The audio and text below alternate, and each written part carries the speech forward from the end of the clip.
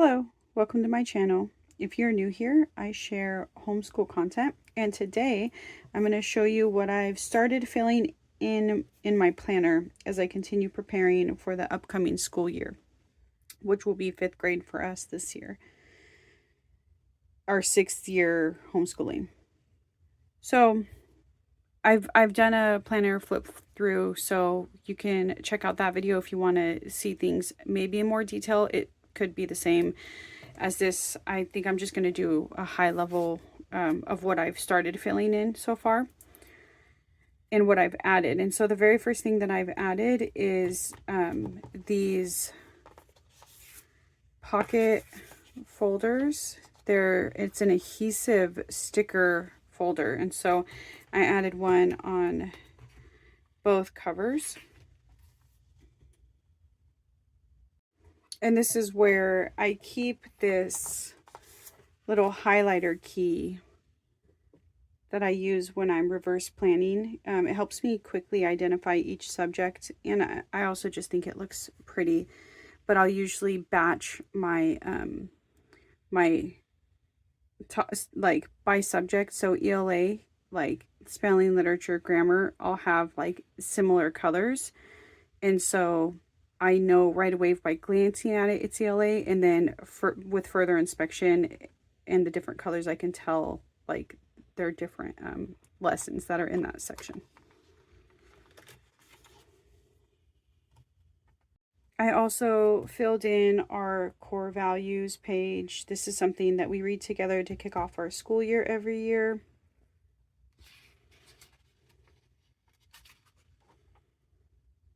I've added some more subscriptions to our subscription and membership pages, and added notes on subscriptions I'm thinking about. Maybe I want to, I want to give it more thought before I invest.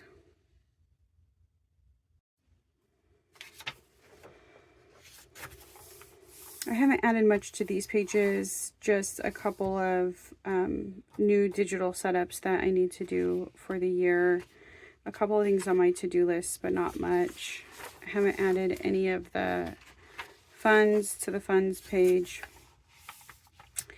I don't remember if this was filled out when I did my planner flip through. I think it was naked when I did it, so maybe it wasn't. But I've since done all the research on the curriculum that I was considering, and the curriculum that was shortlisted. I made decisions on all of it. And with that being finalized, I was able to create our daily rhythms. And this is something that if you watched my teacher binder video, this is in there.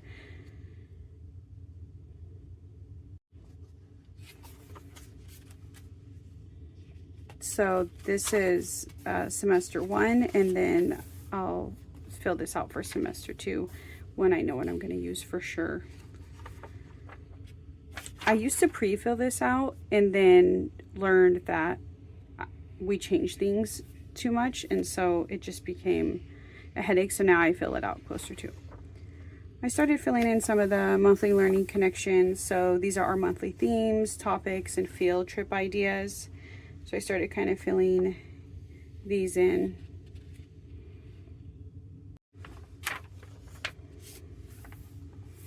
I think the year in the glance and the intended tracker might have been filled in last time I shared this, but these are completely filled in. I've started filling stuff in August, so when we do our back to school shopping and lunch together, and then our school year expectations family dinner that we do together, first day. And then I have some key information noted for once I know when it's going to be, because we always do our iReady testing with our charter within the first 2 weeks, and so I never know if it's going to be the first week or the second week. It really depends on our education specialists, and so when we do know when that is, then I can start noting down that information.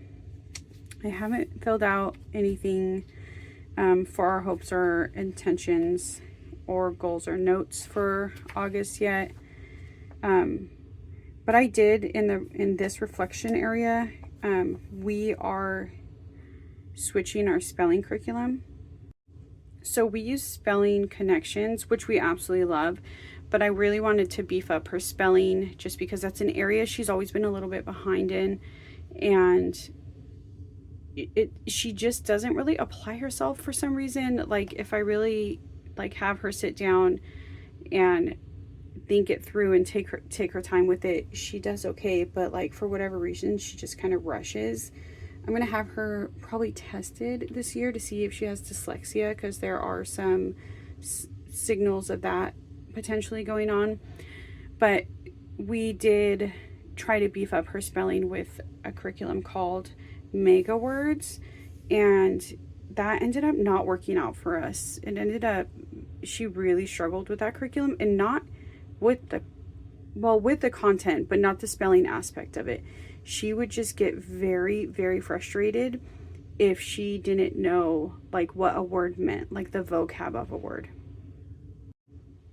For example, they would have parts where you match up words to their meaning, and they would have words like talcum powder, and she doesn't know what that is. And so there was enough of those situations that would happen where she would just get very frustrated, and then it was just like downhill from there. And it just felt really unnecessary. And I know I was like, there has to be something out there that's just not gonna cause this much grief when it comes to beefing up our spelling. And so we are gonna try a different program. This program right here called Words. See, I had this note on here that I really liked how it explained consonant blends and digraphs. It's the best explanation that I've seen in a curriculum so far, to be honest with you, because I remember when we were doing her All About Reading, the way that they explained it in that curriculum did nothing for her at all. And so I'd been holding on to this for actually years. And you're not supposed to start it until at the youngest 3rd grade. And so I had been holding on to it, and then I always told myself once we finished All About Reading, we would start this. And that's basically what we're going to do. We're going to do this instead of Mega Words.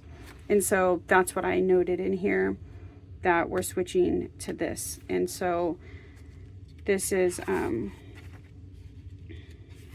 really like it so far. We've only done one lesson in it, but she really enjoyed that lesson. Her enjoying a lesson right off is always like a good indicator. But I don't know if you want to pause and read the overview a little bit. Let me zoom in for you. Maybe too much.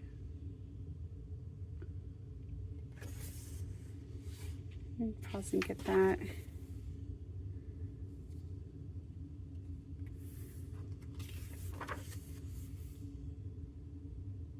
And so we'll see how this goes, but this is what we are going to use to beef up our spelling connections.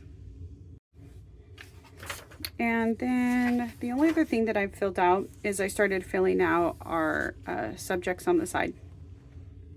And like the first day, and a note to myself, I like to shade the days that we don't have lessons. So like we don't have math on Tuesday, I would usually shade this in, right? And I was always doing it with, well, when I first started doing this, I was doing it with our highlighters, but that would bleed through and that would make me kind of crazy.